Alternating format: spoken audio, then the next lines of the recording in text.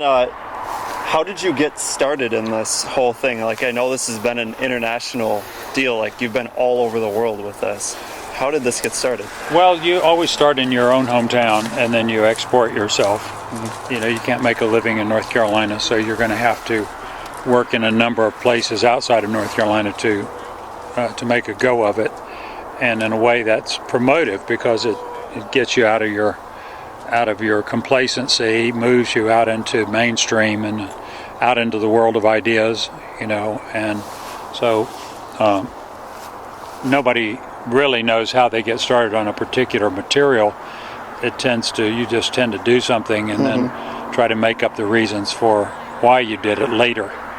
So, you know, as people remind me of the bird nests they've seen and, you know, indigenous tribes and childhood play, I kind of find reminiscence in my own, you know, approach to things and all that, those associations that people are bringing to the work. So I've learned as much about the work from the viewers that have come up and talked to me as I knew about it when I began.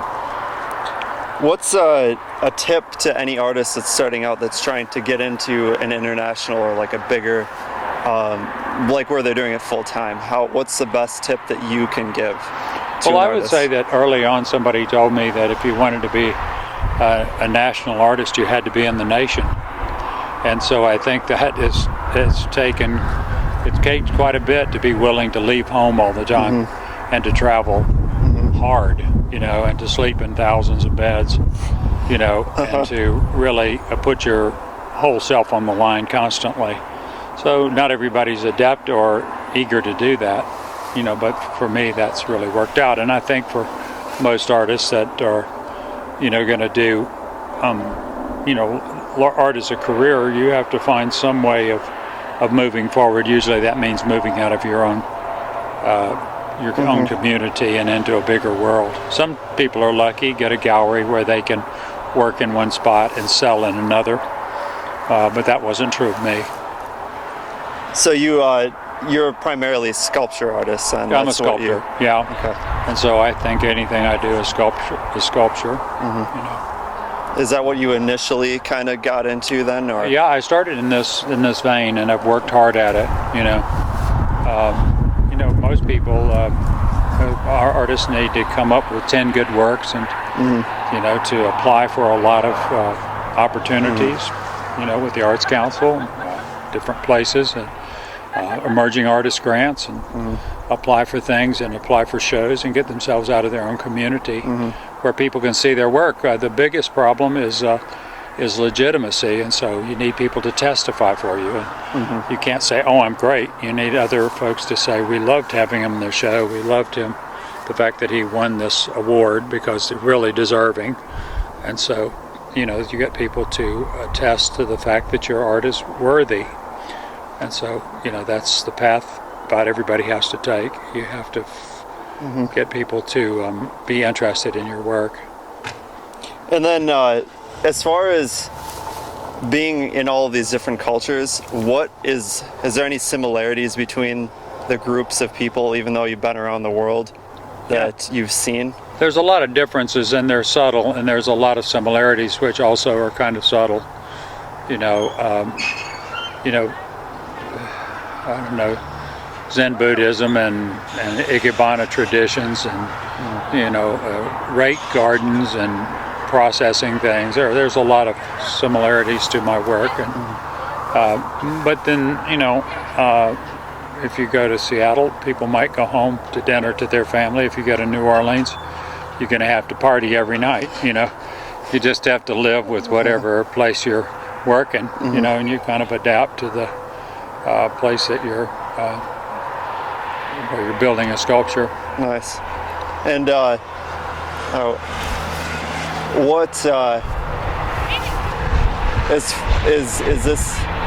I guess I've heard a lot about community. Is this very much a community kind of thing that you generally work with community members, or? Yeah, generally, early on I realized that partnering with an organization was a good way of building a sculpture because you could use their leverage and their goodwill in the community to get the things organized for the sculpture, like where you're going to put it, particularly say it's going to be on a street corner, or the mayor's got to weigh in, the risk manager's got to weigh in, everybody's got, and so you need help in kind of threading your way through that. And so ultimately, people, I'd say, well, I'm probably going to need to hire a couple people to help me, and they'd say, oh no, we've got plenty of volunteers. So over a period of time, I've learned to use more volunteers, and I wouldn't say that that's the purpose of my work. It's not. My purpose of my work is to build a great sculpture that excites people's imagination. One of the secondary gains is that I've managed to figure out how to use a number of people to, be involved in it through the organization. And it's always hard to hate a sculpture if your neighbors are working on it. So it is a little bit self-serving, and endears the people that work on it to the sculpture, and then their friends come down and look at it. And so it's easier to embed the sculpture in the community if there's some support, public support, because people have gotten intimate or good feelings about it. So, I don't have to do it this way, but sometimes I do, and more or less.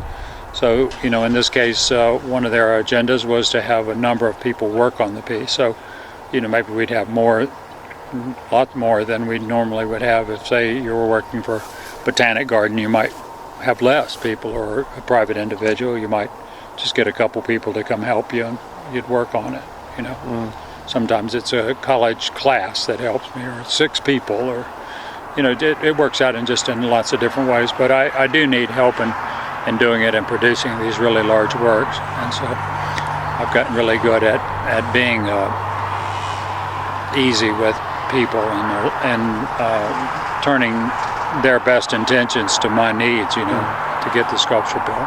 And has there ever been any negative things from your work, negative perceptions at all? Not really. I would say that the big thing is that there's a 3-week sequence in which the work starts, and then it's finished 3 weeks later.